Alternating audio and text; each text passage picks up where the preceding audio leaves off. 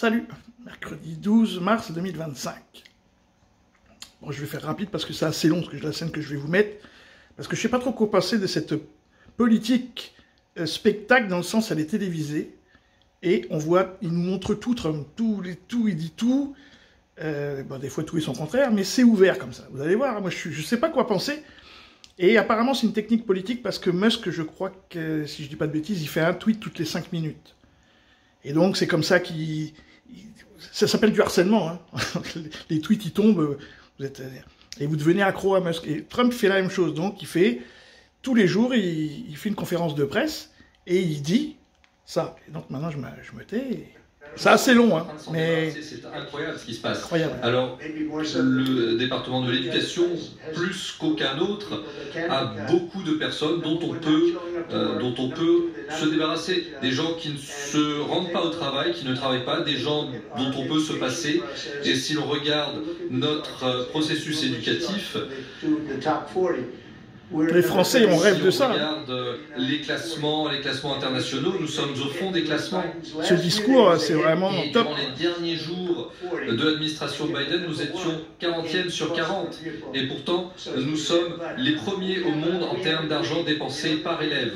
Mais nous avons un rêve. Le rêve, c'est de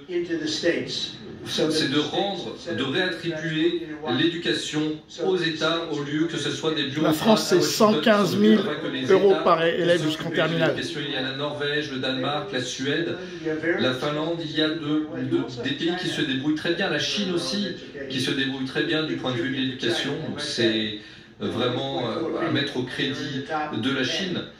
Ils sont dans le top 10 alors qu'ils ne dépensent pas tant d'argent que ça, alors qu'ils sont très nombreux. En général, on dit que c'est un problème de quantité d'élèves, mais en fait la Chine montre que ce n'est pas le cas. Donc lorsqu'on remettra l'éducation entre les mains de l'Iowa, de l'Indiana, ces États qui gèrent très bien, dans ce cas-là, on sera au même niveau au classement que le Danemark, la Norvège. On sera aussi bon que n'importe quel autre pays. Alors il y aura peut-être 10 États qui ne se débrouilleront pas bien, peut-être 5 qui seront très mauvais, mais la plupart des États américains se débrouilleront très bien. Ce qu'on veut faire, c'est une éducation avec le choix, et on veut que l'éducation soit de nouveau, dépende de nouveau des États et non pas de l'État fédéral. Il y a des gouverneurs qui font un excellent travail.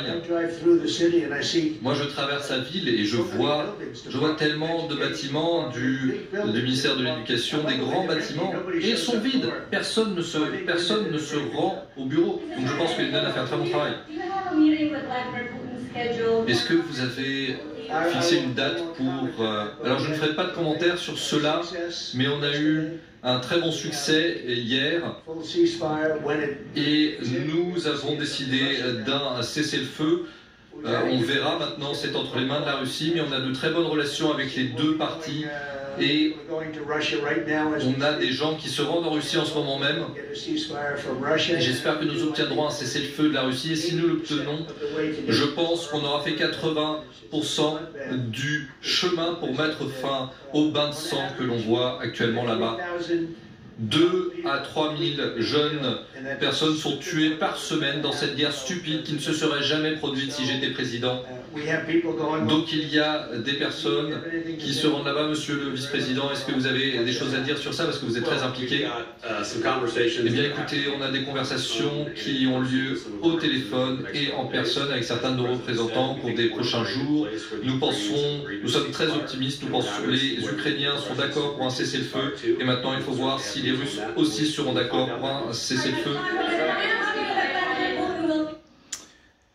voyez, je ne sais pas trop quoi penser de cette politique, cette nouvelle façon de faire de la politique, on montre tout, les journalistes sont toujours là, je ne sais pas. Je ne sais pas si c'est positif ou négatif. Ça a l'air intéressant, mais j'ai un doute.